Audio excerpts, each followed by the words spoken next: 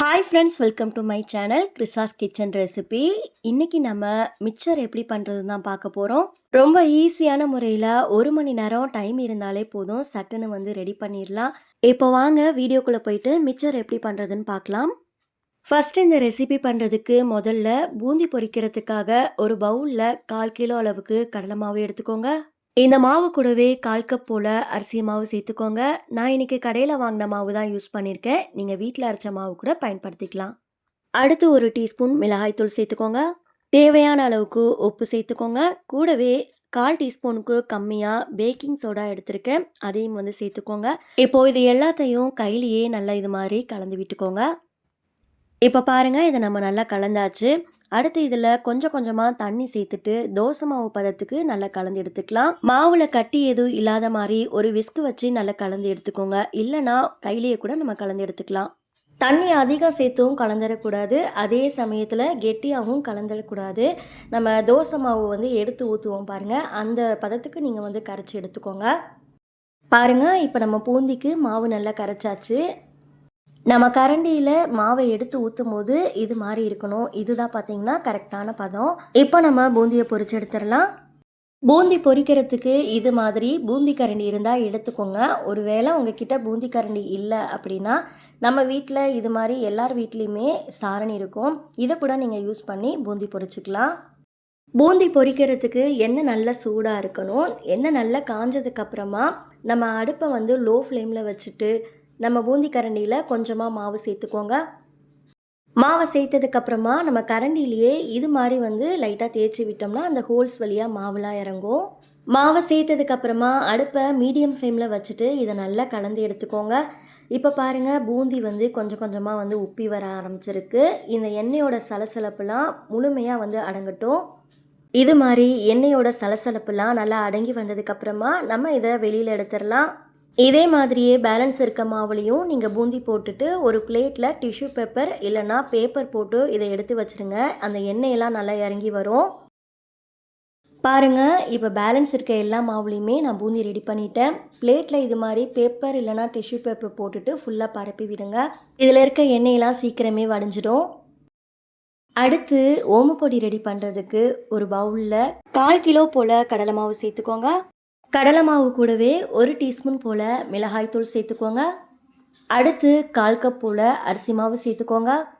இது கூடவே தேவையான அளவுக்கு உப்பு, 1/4 டீஸ்பூனுக்கு கம்மியாக பேக்கிங் சோடா சேர்த்துக்கோங்க. பேக்கிங் சோடா, ஆப்ப சோடா எப்படி வேணாலும் சொல்லலாம்.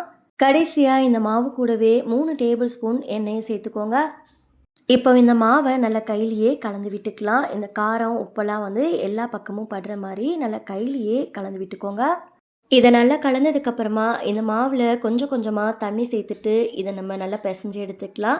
ரொம்ப டைட்டாக பிசையாமல் நம்ம இடியாப்பத்துக்கெலாம் மாவு பிசைவோம் பாருங்கள், அது மாதிரி நல்லா பிசைஞ்சு எடுத்துக்கோங்க. அப்போ தான் நமக்கு ஓமப்பொடி பிழியறதுக்கு ஈஸியாக வரும். இப்போ பாருங்கள், மாவு நல்லா பிசைஞ்சாச்சு. இது மாதிரி லூஸாக இருக்கிற மாதிரி பிசைஞ்சு எடுத்துக்கோங்க. அப்போ தான் நமக்கு பிழியறதுக்கு ஈஸியாக வரும். ஓமப்பொடி பிழியறதுக்கு இது மாதிரி அச்சு இருந்தால் எடுத்துக்கோங்க. முறுக்கு வழக்கில் எண்ணெய் தடவிட்டு நம்ம அதில் மாவை சேர்த்துடலாம். நம்ம ரெடி பண்ணி வச்சுருந்த மாவிலிருந்து கொஞ்சமாக மாவு எடுத்துகிட்டு முறுக்கு வழக்கில் சேர்த்துக்கோங்க. நம்ம 3/4 வாசி சேர்த்தா போதும், ரொம்ப வந்து அதிகமாக சேர்த்தாலும் பிழியறதுக்கு கஷ்டமாக இருக்கும். ஓமப்பொடி பிழியறதுக்கு அடுப்பை மீடியமில் வச்சுக்கோங்க. எண்ணெய் ரொம்ப சூடாயிடக்கூடாது. மீடியமாக நல்லா சூடாகி வந்ததுக்கப்புறமா நம்ம இதை பிழிஞ்சு விட்டுக்கலாம். பாருங்கள், இது மாதிரி வந்து பிழிஞ்சு விட்டுக்கோங்க. இது வேகிறதுக்கு ரொம்ப நேரம் ஆகாது, 2லேருந்து 3 நிமிஷத்துலேயே ரெடி ஆகிடும். இந்த எண்ணெயோட சலசலப்புலாம் முழுமையாக அடங்கினதுக்கப்புறமா நம்ம இதை வெளியில் எடுத்துடலாம். இதே மாதிரியே பேலன்ஸ் இருக்க மாவுலையும் ஓமப்பொடி ரெடி பண்ணி வச்சுக்கோங்க.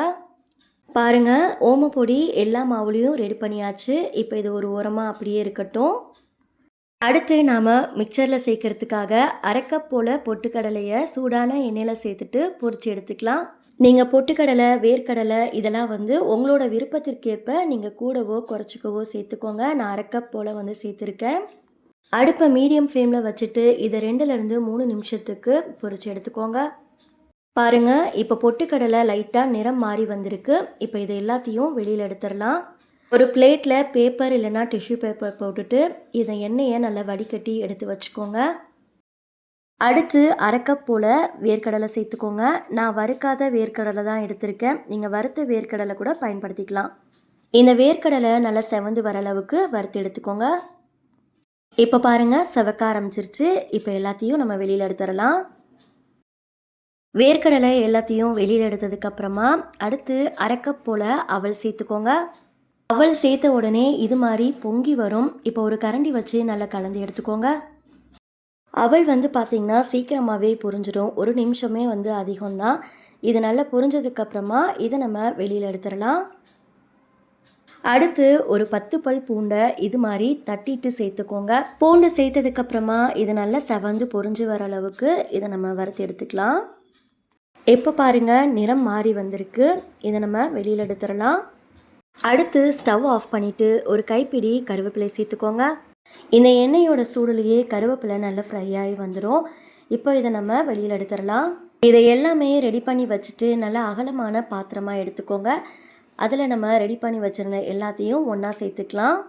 ஃபஸ்ட்டு பூந்தி சேர்த்துக்கோங்க. அடுத்து நம்ம ரெடி பண்ணி வச்சுருந்த ஓமப்பொடியை சேர்த்துக்கலாம். ஓமப்பொடி சேர்த்ததுக்கப்புறமா இதை நம்ம கையிலையே லைட்டாக இது மாதிரி வந்து அழுத்தி விட்டுக்கலாம். ரொம்ப வந்து நுணுக்கிடக்கூடாது. கையில் இது மாதிரி அழுத்தினாலே போதும். அடுத்து நம்ம எண்ணெயில் ஃப்ரை பண்ணி வச்சுருந்த பொட்டுக்கடலை, வேர்க்கடலை, அவல், கருவேப்பிள்ளை, பூண்டு இதெல்லாம் வந்து சேர்த்துக்கலாம். இப்போ நம்ம இது கூடவே காரத்துக்கு தகுந்தாப்பில் மிளகாய்த்தூள் சேர்த்துக்கலாம். நான் 1.25 டீஸ்பூன் மிளகாய்த்தூள் சேர்த்துருக்கேன். கூடவே தேவையான அளவுக்கு உப்பு, 1 டீஸ்பூன் பெருங்காயத்தூள் சேர்த்துக்கோங்க. இதையெல்லாம் சேர்த்ததுக்கப்புறமா கையிலையே இது மாதிரி நல்லா குலுக்கி விட்டுக்கோங்க. எல்லா பக்கமும் ஒரே ஈவனாக வர மாதிரி நல்லா குலுக்கி விட்டுக்கோங்க. இதே மாதிரியே இந்த உப்பு காரம்லாம் எல்லா பக்கமும் படுற மாதிரி நல்லா குலுக்கி எடுத்துக்கோங்க. பாருங்கள் மிக்சர் சூப்பராக ரெடி ஆகிடுச்சு. இதை நீங்கள் நல்லா ஏர்டைட் கண்டெய்னரில் போட்டு 1 மாதம் வரையில் கூட நம்ம தாராளமாக யூஸ் பண்ணிக்கலாம். இப்போ நம்ம பண்ணியிருக்க மிக்சரோட அளவு பார்த்திங்கன்னா 2லேருந்து 2.5 கிலோ அளவுக்கு மிக்சர் வரும். நீங்களும் வீட்டில் மிக்சர் ட்ரை பண்ணி பார்த்துட்டு உங்களுக்கு எப்படி வந்ததுன்னு மறக்காமல் உங்களோட ஃபீட்பேக்கை ஷேர் பண்ணிக்கோங்க. நெக்ஸ்ட் ஒரு ரெசிபி வீடியோவில் பார்க்கலாம். தேங்க்ஸ் ஃபார் வாட்சிங். பபாய்.